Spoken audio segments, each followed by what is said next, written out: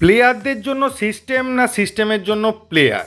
তো আজকের ভিডিওতে এই বিষয়টা নিয়ে কথা বলবো। বিষয়টা একটু খটোমটো আছে, বুঝতে অসুবিধে হবে, কিন্তু আমি চেষ্টা করব একদম সহজ সরল ভাষায় আপনাদের বলার।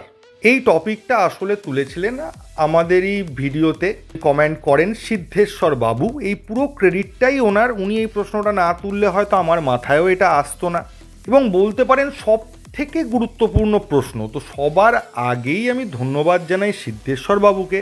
উনি ফুটবলটা আমার থেকেও ভালো বোঝেন, এটা আমার স্বীকার করতে কোনো আপত্তি নেই, এবং এটা একটা ভীষণ ইন্টারেস্টিং টপিক। প্রথমে বলি, প্লেয়ারদের জন্য সিস্টেম না সিস্টেমের জন্য প্লেয়ার, ব্যাপারটা বলতে এটাই বোঝানোর চেষ্টা করা হয়েছে যে আমাদের টিমে যে অ্যাভেলেবেল প্লেয়ার আছে তারা কোন কোন জায়গায় ভালো, তাদের ক্ষমতা কোন জায়গায়, দুর্বলতা কোন জায়গায়, এইটা বিচার করে একটা সিস্টেম তৈরি করা যেটাতে এই প্লেয়াররা সব থেকে ভালো ফিট হতে পারে, সব থেকে ভালো খেলতে পারে, এবং সেই সিস্টেমকে ফলো করে এগিয়ে যাওয়া।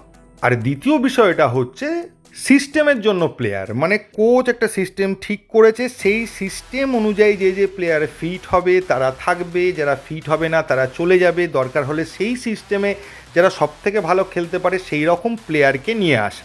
এবার যদি বলেন আপনারা যে কোচেদের দেখছেন তাদের মধ্যে আমি দুজন কোচকেই নিচ্ছি, আমাদের মোহনবাগান এবং ইস্টবেঙ্গলের কোচকে নিয়েই আলোচনাটা করি।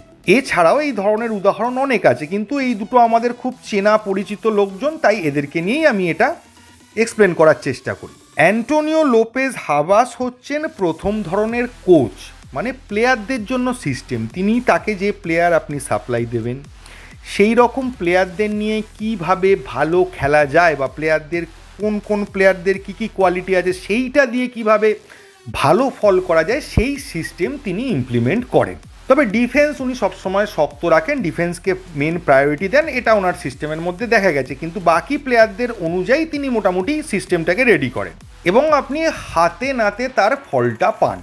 হাবাস যে টিমেই কোচিং করিয়েছেন খুব অল্প দিনের মধ্যে তাদেরকে সাফল্য দিয়েছেন। এবার ব্যাপারটা হচ্ছে আপনার খিদে পেয়েছে, আপনাকে খেতে হবে। আমাদের সমর্থকদের ট্রফির খিদে পেয়েছে ভাবতে পারেন।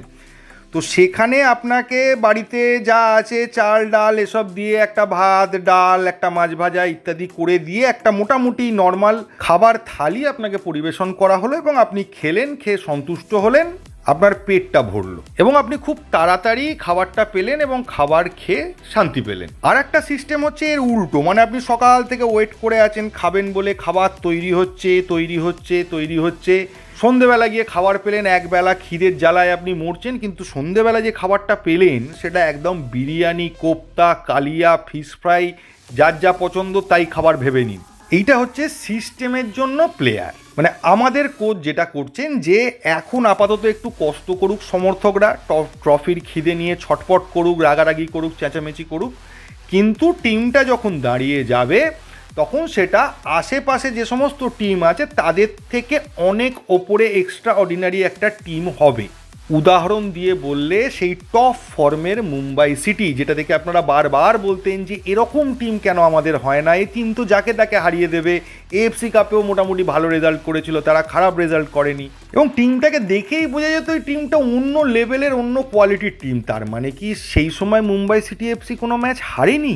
না, তখনও হেরেছিল, কিন্তু সেটা একটা দুটো ম্যাচ, কিন্তু বড় বড় তুখোর তুখোর টিমকে জাস্ট উড়িয়ে দিয়েছে, আমাদের মোহনবাগানকেই ধরে উড়িয়ে দিয়েছে, কারণ ওই টিমটা তৈরি করতে টাইম লেগেছিল।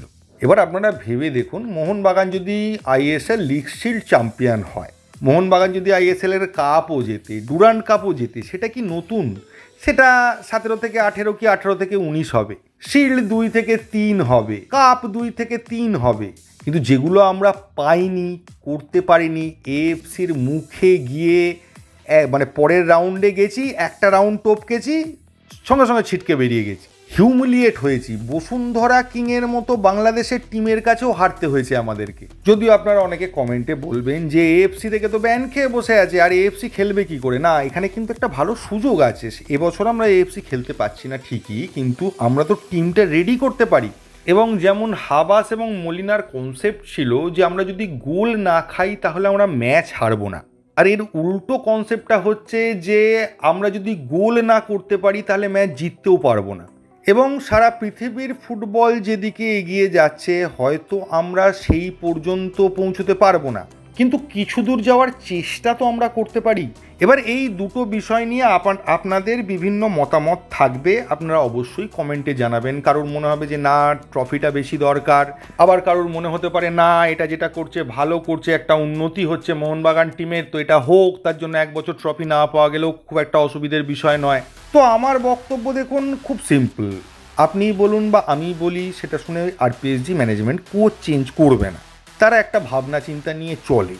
তো আমি যে ভাবনা চিন্তা নিয়ে তারা চলে সেটাকেই সাপোর্ট করার চেষ্টা করি। ঠিক আছে, তারা যখন চেষ্টা করছে যে একটা কিছু ভালো করার, মোহনবাগানের টিমে একটা নতুন মডার্ন সিস্টেমকে ইমপ্লিমেন্ট করার, মোহনবাগান টিমকে একটা মডার্ন স্টাইলের টিম তৈরি করার, তা করুক, খারাপ কী আছে? তো আমি খারাপের কিছু তো দেখছি না। আর যদি বলেন ইস্টবেঙ্গল আমাদেরকে হিউমিলিয়েট করছে, আমাদেরকে হারাচ্ছে, এটা লজ্জার বিষয়, দেখুন আমি বারবার বলছি যে আমরা ইস্টবেঙ্গলকে আইএসএলে কতবার হারিয়েছি, কত ম্যাচ জিতেছি, ইস্টবেঙ্গল কতদিন পরে আমাদের বিরুদ্ধে প্রথম জয় পেয়েছে। ওরা তো দাঁতে দাঁত চিপে সহ্য করেছিল আজকের দিনটা দেখবে বলে, তো আমরা কটা ম্যাচ পারবো না?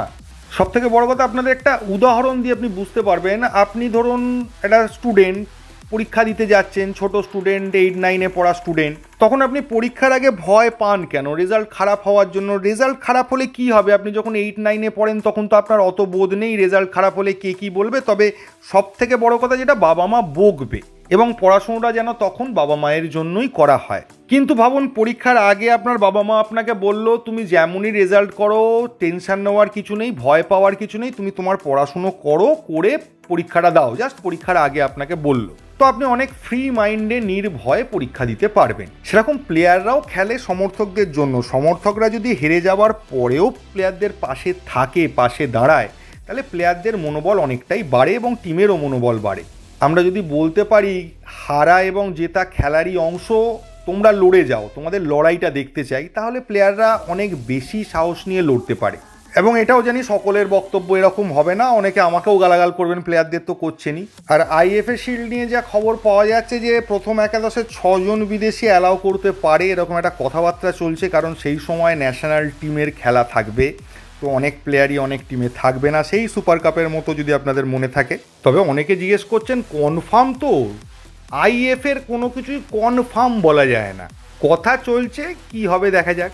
আর মোহনবাগান ম্যানেজমেন্ট একটা দুটো ডোমেস্টিক প্লেয়ারের চেষ্টা করছে, পেলে ভালো, না পেলেও কোনো অসুবিধে নেই, বেশি টাকা খরচও করবে না এই ক্ষেত্রে। যদি ঠিকঠাক দামে ভালো প্লেয়ার পাওয়া যায় তাহলে নেবে, নালে যা আছে তাই দিয়েই চলবে। আর ডোমেস্টিক আউটগোয়িং এখনও উড়িয়ে দেওয়া যাচ্ছে না, ট্রান্সফার উইন্ডো শেষ হওয়ার পরেও হতে পারে, কারণ মিউচুয়াল কন্ট্রাক্ট ব্রেক করে ফ্রি প্লেয়ার হয়ে গেলে তাতে কোনো অসুবিধে হয় না। তো এর বেশি কোনো আপডেট নেই এই ভিডিওতে, এইটুকুই। থ্যাংক ইউ, ধন্যবাদ এবং জয় মোহনবাগান।